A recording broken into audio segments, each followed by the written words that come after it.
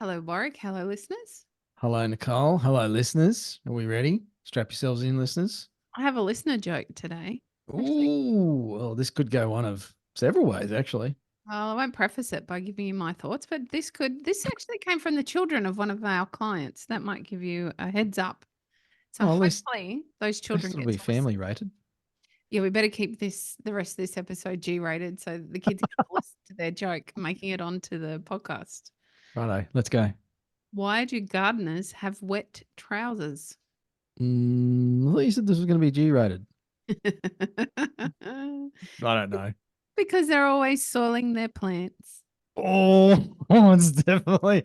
See, that's like the kids' movies where Yeah. there's all the adult jokes in the scripting that only the adults get. But I think a lot of the kids get them too. It's like they're flying pretty close to the wind with some of that stuff. Oh, I think they're getting them younger and younger too. Like I can remember the good old days when my kids were little and we were watching things like Teletubbies. There wasn't a lot of adult Mm, humor in Teletubbies. Or nowadays, everyone's got Bluey, which made a debut on the podcast recently. I think there's yes. a fair bit of joking in there for adults, is there not? Yeah, absolutely. That's an adult show, isn't it? I don't know because I only watch it if I go to the pub. All right. Well, I don't know. Bluey, are we speaking of Bluey today? Not really. Although he probably watches a few episodes of Bluey, I reckon. Yes, and about to watch a whole bunch more, or at least secure himself in for a couple of years more of Bluey. Oh, yeah. Be buying the box set. So we're joined by a real tradie, I think. Well, he used to be. And one of our tradiepreneur members, Scott Wrigley. Welcome to the show, mate. Thank you very much, Waz Nic. Thanks for having me. Oh, you almost brought out the Elvis there, Scott. I can go show you my Elvis framed thing that I bought at a charity auction for the office. That's very Oh. Office expense.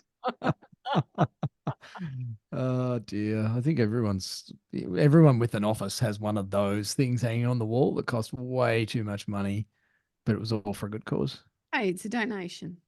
Mm-hmm. I got stuck in the silent auction, so I actually ended up with 5 different things.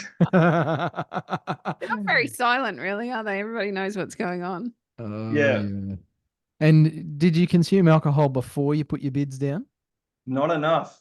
Because I often think that's a mistake. Everyone gets all happy and they feel very charitable, and they ply you with alcohol, and then you go around and write your bids down on stuff that you just don't like. You just don't need it. Why would you have it? Well, or maybe you're an Elvis fan, Scott. I'm not sure, No, mate. exactly right. No, we just expanded the office and needed some stuff on the wall, so they just weren't naked white walls. And yeah, thought no, they'll be all right. I'll get outbidded. This is no worries. And yeah, Oops. only 5. I'm laughing, and yet I too have made a similar mistake. It would appear that if you give me a paddle and the opportunity to bid on something, I'm very aggressive. It might be the only time in my life I'm aggressive. And I own a Queensland jersey. I'm not even a Queensland supporter, signed by, I don't know, what was the last run in their wins? Was it 6 or 7 years they ran It in? really doesn't matter. Well, no. I bought the jersey for that. That sits in a cupboard somewhere and probably won't ever grace my walls. That's right. That's right. Well, I don't think you're going to have your name on a jersey, Scott, but you do have your name on the door of a business. And yeah, interesting chatting with you today because I guess when we think about tradies, we think plumbers and sparkies and builders and maybe beyond that to landscapers and even motor mechanics. We have some automotive people that probably listen to the show and have been clients at one time or another.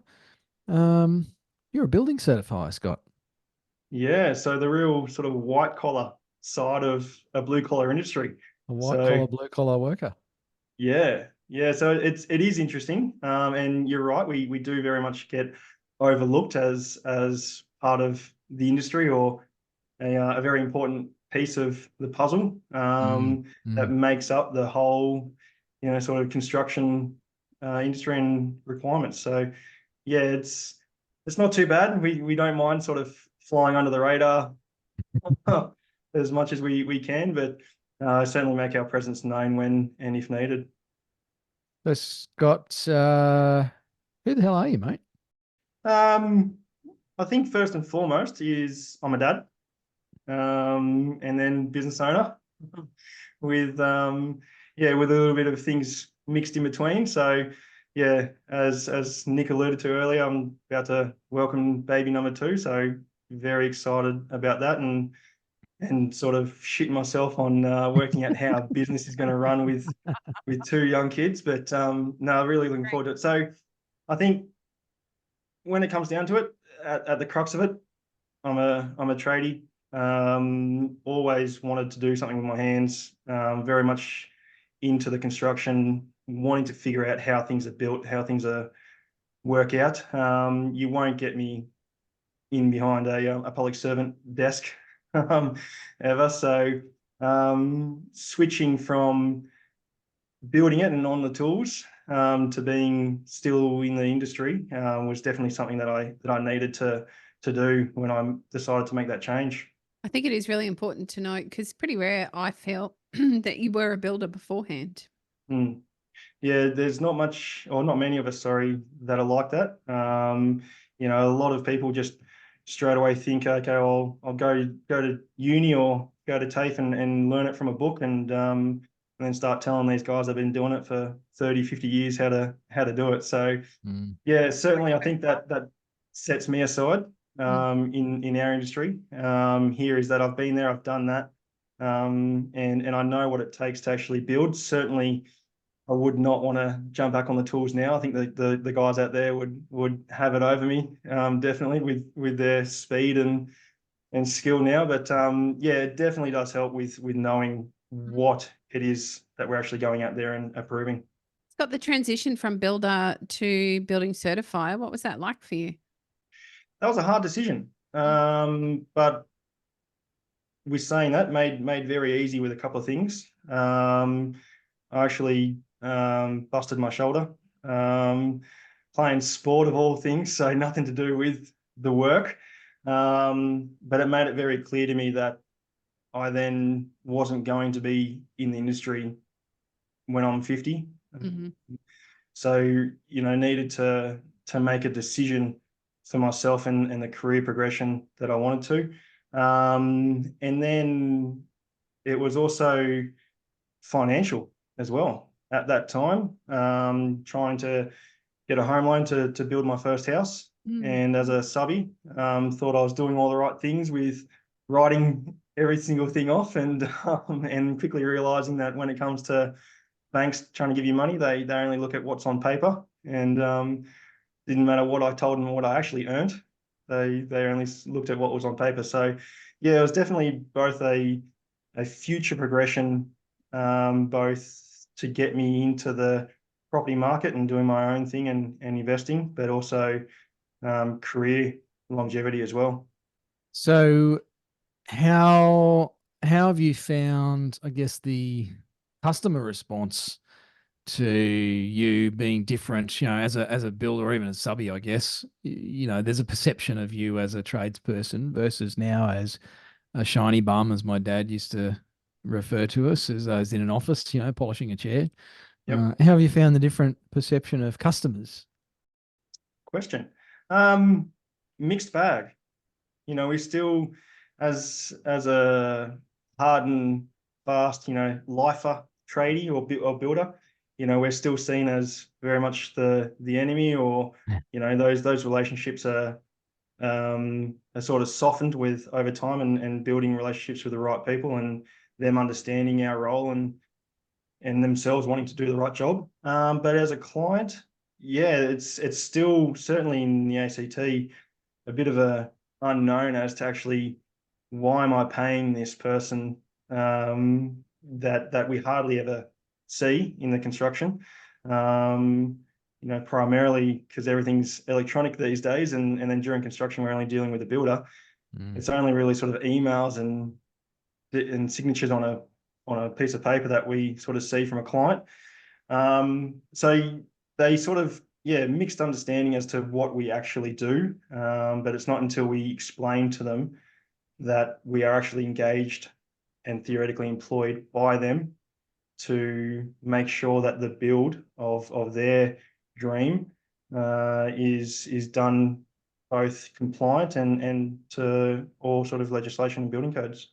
Scott, I wonder the transition from builder to building certifier, going through that journey, did that help at all when you went from, I guess, I don't think I've actually even ever asked this question. I have presumed that you spent some years working as a building certifier for someone else and then made the transition to business owner.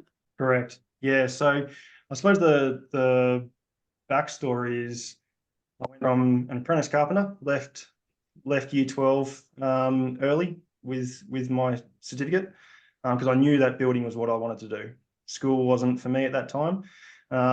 So started my carpentry apprenticeship, and then I suppose, as most carpenters do, just move straight into the builder's license and just see that as the next progression. But then realized, yeah, like I said before, that I needed down tools. So there was a period in which I then needed to go back to study, and having a trade qualification behind me certainly helped in the earlier years of that tertiary education with some RPLs. But I was able to finally get that theoretical study underway. I was very fortunate and was picked up a job immediately with another certification company to undertake a traineeship where they helped me with those tertiary qualifications and cool experience.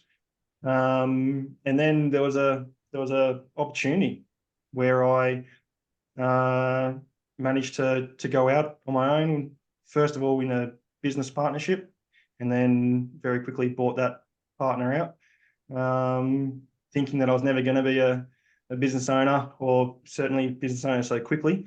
And then so it's been a bit of a learning while I've been doing it, and definitely jumped from the fire to the frying pan a few times. But it's been a really good experience, and knowing exactly, sort of having that trade background behind me, and being able to express or understand the theoretical part of building compliance with then my personal experience, knowing practically then how that's going to work out on site or how we can do things. Because it's very easy to draw in a house on a piece of paper, but when it comes time to building it or an extension, these things can come out of the woodwork, and it's about how we practically navigate those on site. So that understanding is very much useful and sets us aside. Scott, you've just drawn up my soapbox and I'm ready to get all ranty. And that's not very fair. I guess I just want to draw the practicality. So I often speak from the viewpoint of a builder and how we come into the equation or the conversation with a client, for most builders, at a very precarious stage. They've sat with an architect and the architect has drawn the dreams with no thought or consideration given to any budgetary requirements for the end client. Yep. And so then as a builder, I'm coming in and saying, well, that plan that you've created is actually going to cost you 3 times what your budget is. We need to look more practically at what's available. And I guess from your point of view, you would have, not necessarily with a client, but similar difficult conversations around compliance and how things need to be done to code, for example. And I guess maybe there'd be times where, the end consumer, the client of the builder, would also provide some challenging opportunities for you. That kind of, they're almost like you're walking into conversations that are guaranteed opportunities for conflict. That can be very, very challenging to navigate. And I wonder whether that was something that you found over time, the skills, desire to be able to move through those challenging conversations, or whether it's something that you were taught whilst you were at uni doing your study. How did that come for you? Probably very much the former. It's just learn from experience, really. I personally feel that when put in certain positions, I can certainly hold myself, and for me, it was also having the trust in myself that I knew what I was talking about. So, like I said before, school wasn't for me. I didn't really believe that I was ever going to use Shakespeare anytime soon. But when it came to studying building, both in the actual builder's license or in certification. That was where my passion laid. So, you know, I really was able to work out quite quickly passion for that and knowing my understanding of the codes. So certainly that personal backing of my understanding of rules and regulations, but definitely, you know, you learn things as you go along. You know, I've been in situations where trades have stood around me on site and tried to muscle in over the top of this, you know, young building certifier and telling me how it's going to be, and they're not going to do what I'm asking them to do, to people really also wanting to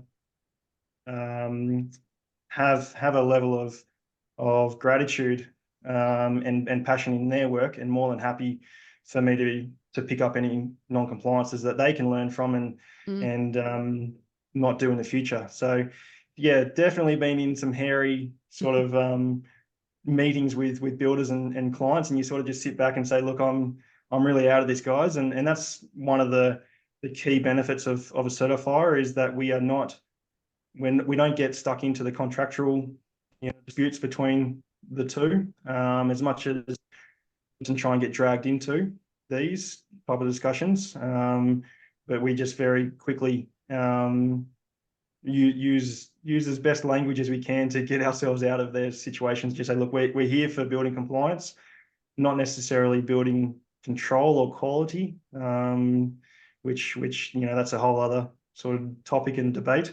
But yeah, as long as it actually complies to our approval, to building codes and standards, that's all we're there for. So Scott, I guess you've given your career progression, I suppose. You know, you left high school on the tools, figured the whole building license pathway, and then stuffed your shoulder, jumped into the cushy white collar job, you know, making tons of money without having to work at all, air conditioning, nice Not a day, mate. cars, all that sort of stuff. What's been your take on the business journey? Because obviously we know a fair bit about you in your business as one of our tradiepreneur members. But to be honest, probably don't know much about your backstory and your headspace around that progression. So a lot of people go into a trade business, going onto the tools to do work for customers and make money. And that's about the extent of their business understanding. What's been some of the insights, perhaps, or realizations as you've gone through that journey? Yeah. That I don't know as much as I thought I knew, as business ownership, and you know, still don't. And you know, you guys as business coaches has just over the last couple of years has just exploded the opportunities and understanding as to what that is. Very fortunate in that I've got a very supportive wife who she herself has a master's in business administration. So it was sort of the backing from her when the opportunity came up to sort of go into business out myself, and you know, family support and that sort of stuff. It sort of made that a lot easier. But I sort of fell into it with this business partner. He saw the window in the market, so to speak. He had the capital to start it up, and I had the license. So so we sort of created that together, and then like saying, not even a year into it, opportunity came up to buy him out completely, which was, you know, it was all very amicable, and even like just offered to me. Actually, I was just more thinking of buying more shares in the partnership, but he said, why don't you have the whole lot? So certainly learnt definitely a lot from him, being a very sort of entrepreneur sort of background himself, but definitely similar to the conflict with clients and builders is just been learning from experiences, and in our sort of short years, certainly learnt a lot of different and hard learnings with staffing and different experiences, but definitely have that mindset of you have to trial it. You have to give it a go. If it doesn't work out, learn from it. Mistakes or a failure is not the end. You can just go down a different avenue, and trying not to repeat history. Good insights, mate. So when you say trying not to repeat history, can you tell us a bit more about what you mean there?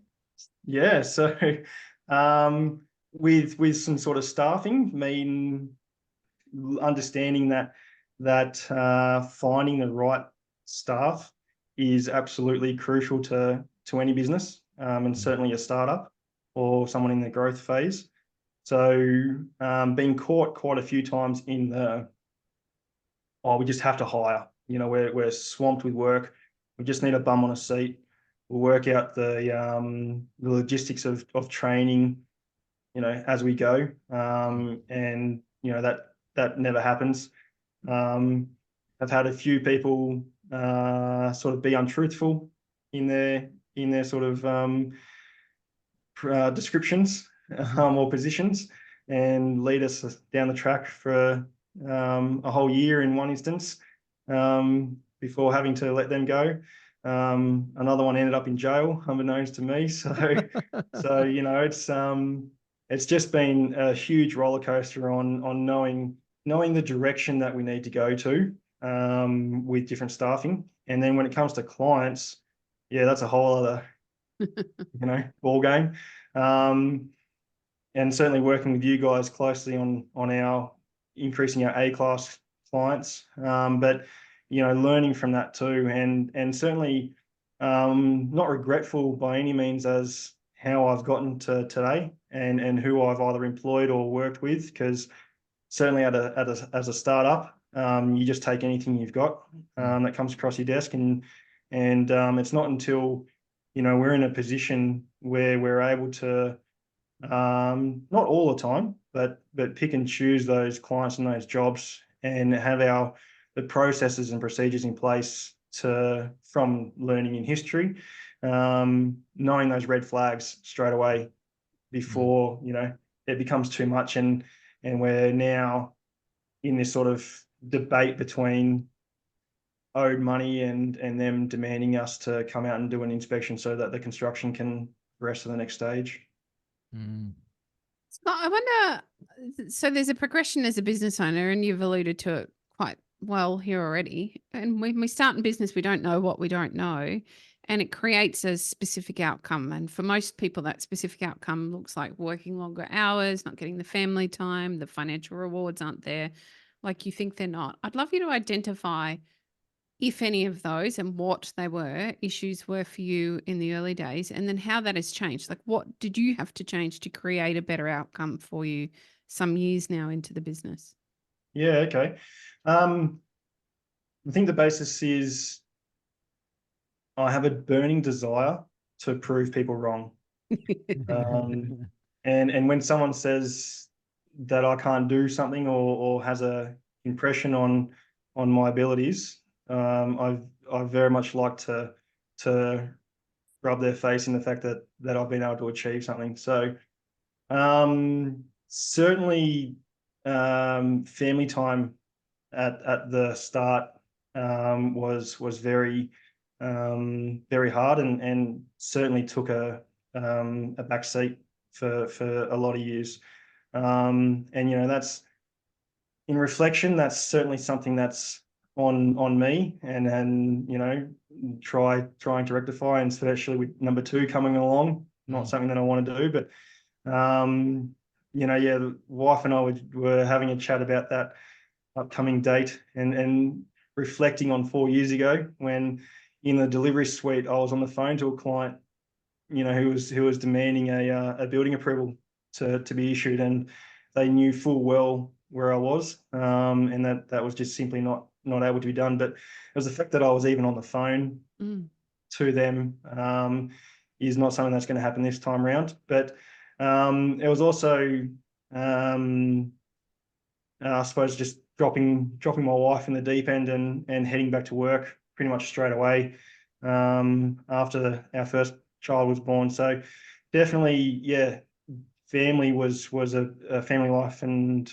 my sort of commitment to that took a back seat. So learning that as a business owner, it doesn't have to, and it's about putting the right processes in place to make sure that we don't let that happen, because everyone goes into business thinking that they're probably going to be the next millionaire and overnight, and you know rattle some cages in the financial world, but it certainly doesn't have to come at a cost of either personal health or family either. So it's definitely a learning curve, and something that even with the phone, everything was me on the mobile for a few years. So now that I've got a really good team backing me, and the right systems in place, actually having an office helps, but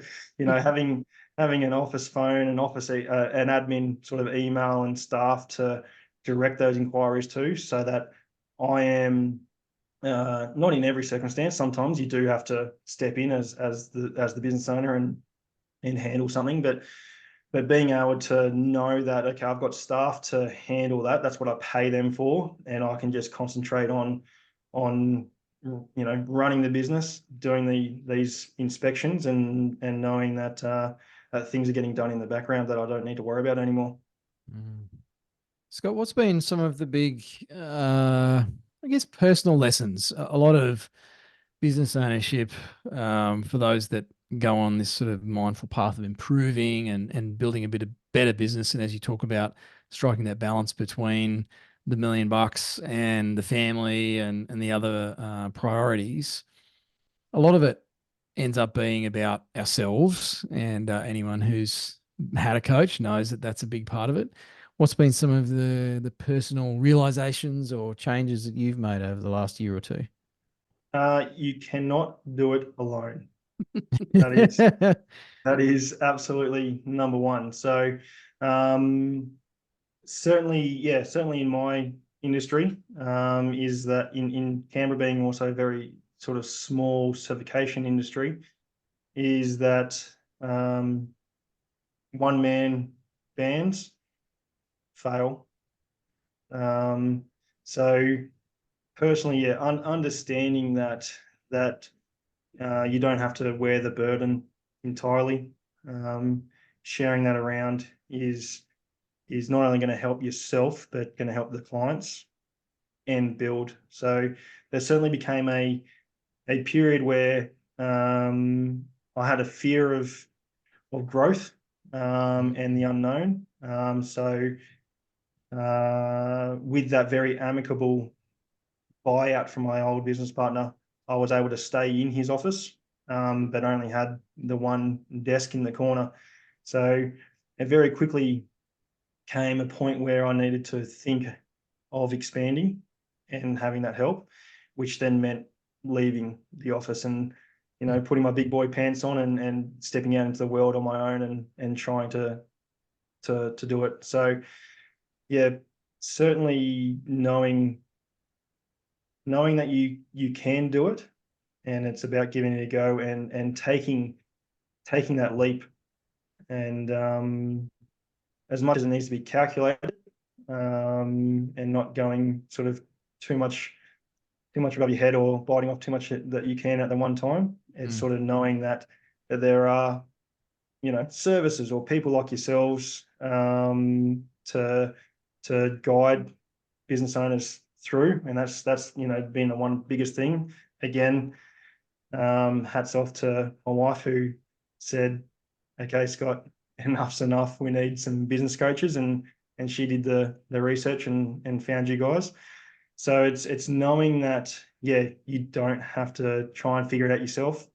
There are a lot more smarter people than yourself to be able to figure that out and to help guide you through business and the nitty-gritty of actually what it means to be or what it takes to be business ownership.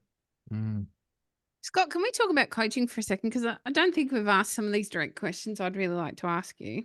So there'll be Mm. lots of people listening to this podcast that have been listening for 5, maybe even the 10 years it's been running, who are here because they understand and know that they need some help, and they're not necessarily taking that next step. And for many of them, it comes through a fear of one sort or another. I wonder for you, your process, how this worked for you when you were thinking about, okay, getting some help. You had a great supportive wife who helped you with the research, but there must be some bits that, really made you stop and think, okay, I feel uncomfortable with this, or I'm frightened of this. Was there anything that you can remember that you could clearly identify? It was very much a very sort of surreal point where I needed to just take some time out and really and quite honestly, have a look at myself as a person, what I thought was a business owner, Mm, and we, at the time, as just a husband. Um, so it was a point where I just really needed to look and understand. Okay, what am I doing? Am I going to actually do this? Am I going to try and make something out of this? Or am I going to just try and either lie to myself or just, bluff through trying to make this work? So um, a family friend of ours who has multiple or has had multiple businesses, made it very successful as a entrepreneur, and knows sort of the ins and outs of making that sort of success happen. Yeah, sat me down many years ago and just said, stop thinking you're the smartest person in the room. Understand that there are people out there that know more than you in their fields. I think that as a certifier, it's my job and my role to know more than the client or the builder in building regulations. Mhm. But there are people like business coaches, and it's certainly something that made me want to say to Alex, my wife, yeah, let's hit on this, let's do it, and um, not to try and win the Tradiepreneur of the month, but it's certainly been the best decision, best decision that we've ever made, because it's been an opportunity in which it has been a very fast learning curve mm, into what you said before, Nick, what we didn't know. mm. And yeah, it's been able to open up a lot of opportunities. We can touch on the fact that our turnover has more than doubled since starting with you guys.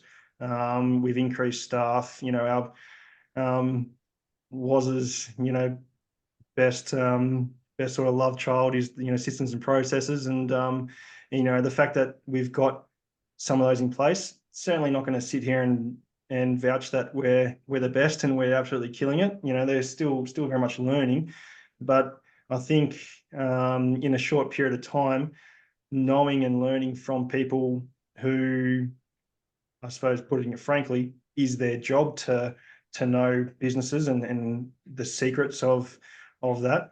And I was listening to just one of your pods earlier today, and you were saying, does your head in that you've bang on to listeners for umpteen years, and yet they're not doing the very small little things. Certainly that's what we're trying to do, and seeing real results from it. Scott, can you explain to us what the journey has been like for you? Because I think the other part of this is they don't know what they don't know. And often that is about business coaching as well. And I can tell our listeners till I'm blue in the face what my experience of business coaching is. And it's very different to what yours is. And I think there's some benefit for them to hear what that experience is like. And this isn't about advocating for tradies in business, although of course I obviously do. Bugger There off. are We're trying to get people to join the program, Coxie. there are lots of coaches out there, and it's very much you got to find the right people that you got the right vibe with. I think that's probably the first and foremost thing to be checking for. But Scott, I want to hear from your point of view. What is business coaching for you? Sure. A relationship. And with that, a relationship in which it's not just, oh, you're doing a good job, mate. Keep going. Everything's squad. everything's sunshine and daisies. It's all fine. It's about giving some honest feedback and some hard truths at times and when needed. And I suppose if you can't take that, then stop being a business owner, because you're going to get a lot more honest and harder feedback from clients or staff than you are probably from a business coach. So it's about putting your guard down as well, and that's been a big thing for me as well. Certainly can be very stubborn at times and thinking that, no, bugger off, it's my show. I know what the go is here. So it's about learning from people that, I think I said before, that are a lot smarter than you. And yeah, I suppose understanding that, I'm just trying to use the right terminology here. It's about knowing how to give the trust to coaches, when you've reached out to them for a reason. So it's you've made the choice to grow or to get better at something in your business. So take the damn advice. That's a good one. I just really want to dispel a myth here. I don't think Warwick and I are smarter than anyone. I was just going to be really mean and say it's Warwick. I think it's like you as a certifier. You know everything that you need to know to do your job really well. And a builder knows everything they need to know to build the house really well. And we know everything we need to know to help people run their businesses. I don't want somebody who's sitting at home listening to this, or perhaps working away and listening, to think that we feel like we're smarter. We're definitely not. We just know different things than you do and can help you with this part of your journey. Warwick's pretty brainy, but to say he's smarter than Scott, that's probably stretching it. That's a bit of a stretch. I mean, we do wear glasses, but I think makes me beyond feel that, smarter. it's about the end of the similarities. Yeah. Well, we're all, self-appointed experts in our own fields. Absolutely. So, I might know, some things about business and learning from experiences, but it's been certainly something that needed to know a lot more, and the way in which Alex and I use you guys, one of the reasons is a bit of that that third person's point of view. That's Switzerland. Being in business with your wife can certainly cause a lot of arguments and a lot of headaches, and there's just no getting away from it. You obviously live with them, you got kids with them, and if you work with them, there's little to no sort of free time, or other point of views. So it's certainly reaching out and using coaches, using you guys as that point of difference. We're very much sort of clouded with the business and where we want to take things or decisions that we need to make, and we do it regularly. Reach out to you guys, and you either say, "You both are dickheads." No, that's not the answer. Or it's a bit of, you take a bit of both sides of the story. So it's certainly learning from that as well.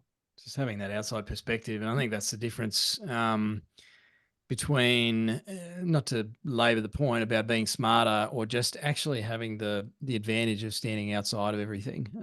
Same way you do as a certifier. You're standing back looking at a project from a particular point of view, whereas the person on the ground, the builder, for example, is in it. It's harder for them to see those things that need to be paid attention to that can make a big difference to the project. And so, I think one of the fantastic things about a coach, and Nicole and I have a coach.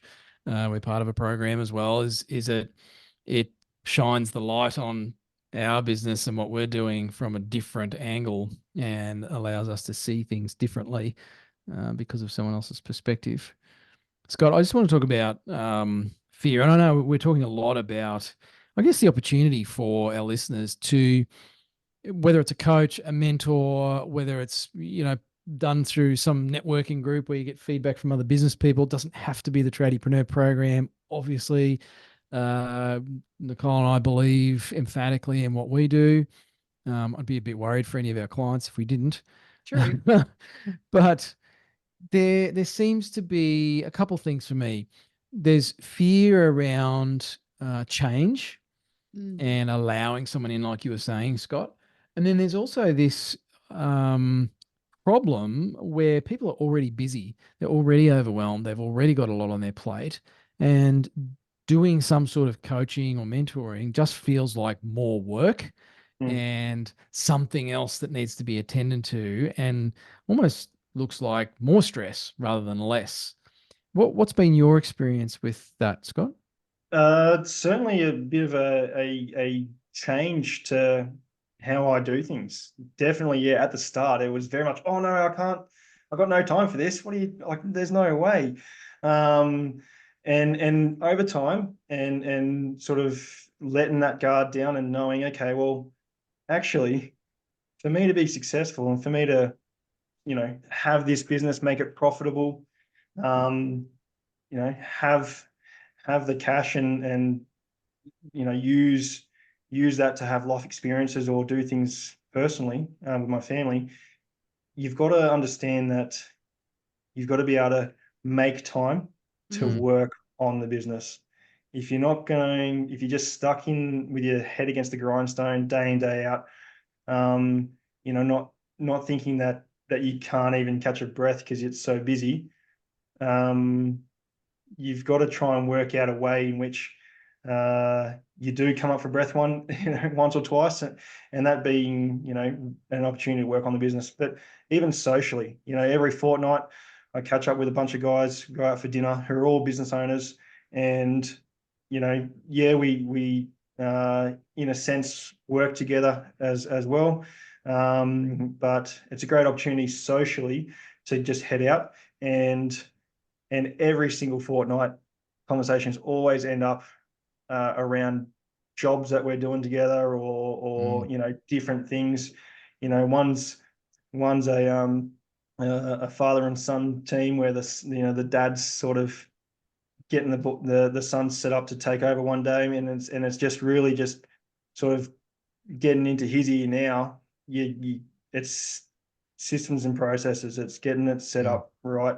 And it's just, if no one thinks, or if listeners are thinking, no, I don't have time for coaches and time out of my weekday to do it, I'm sure they're catching up with mates for a drink or dinner or something, where it's even just chatting socially with your mates about, even if they're not in business, but just general chat can really, as we were saying before, have different perspectives. And we bounce things off each other all the time. I think it's about being open to feedback and being willing to take it as information rather than a personal attack or a suggestion that I'm shit because I didn't do it right for the last 15 years. It's just information. We anybody who plays sport has a coach, and if they don't, they probably wish they did. And lots of us, even in individual sports, have paid for coaching or tried to get tips from an A-grade player. It's like, hey, what do you think about this? Or how do you, what sort of shots are you setting up here? We're constantly looking for ways to improve. And yet this whole thing about business, whether it's because it's to do with money or ego or what we invest personally into how we do things, I think there's a lot of fear and resistance around external feedback. Yeah, definitely fear's that big word there. And so as soon as you can get over the fear of reaching out and taking that feedback, as you were saying, as actual feedback, not criticism. We're not out there bashing each other's with a stick to say, oh, my business is better, what are you doing? it's learning from different experiences, different scenarios that someone might be having. You can easily relate that to something that you've either gone through and pick up little tips along the way. Love it, Scott. So here you go, mate. If you had 1,000 tradies in a room, trade business owners, let's make it on topic, on brand here. You had 1,000 trade business owners in a room. What's one piece of advice you would love to leave them with, mate? I think we've sort of hit on it this whole podcast by what it sounds like, but trade business owners is don't think you're the smartest person in the room. There are people out there that you can engage with either in a professional manner or a social manner, any ways that you can to learn from people, engage with people, engage with services like a business coach, and there are, I'm sure the guy who owns Amazon either does or had a business coach at the very start. So yeah, we can all learn from someone smarter than us. Love it, mate. The check is in the mail, as they say, Scott. Well, mate, thanks for jumping on the show with us. It's been fantastic working with you and your lovely wife. And it's been fantastic to see the changes that you've both implemented, and especially you, mate. I think it's seems to be particularly challenging for the blokes to accept that outside feedback and be willing to see it as just that. It's information. It's a bunch of tools that they can use to get better results for them and their families. So big ups to you, Scott, for being willing to make the change and opening yourself up to that critical feedback. And well done on doing what your wife told you to do, mate. Thank you very much, guys. Yeah. You can just edit that last part out, mate. No. She's gonna put that on repeat, mate, on Spotify. It's just over and over and over. Yeah. No, it's been an absolute pleasure. Thank you so much for the invitation to jump on the podcast, guys. It's been unreal and a very fun journey, and yeah, still can't wait to what tomorrow brings. We'll play this back to you in another 12 months, mate, and you can chuckle about all the things you've achieved since you did the episode. Sounds like a plan. Nice. Thanks, Scott. Scott. Thank you.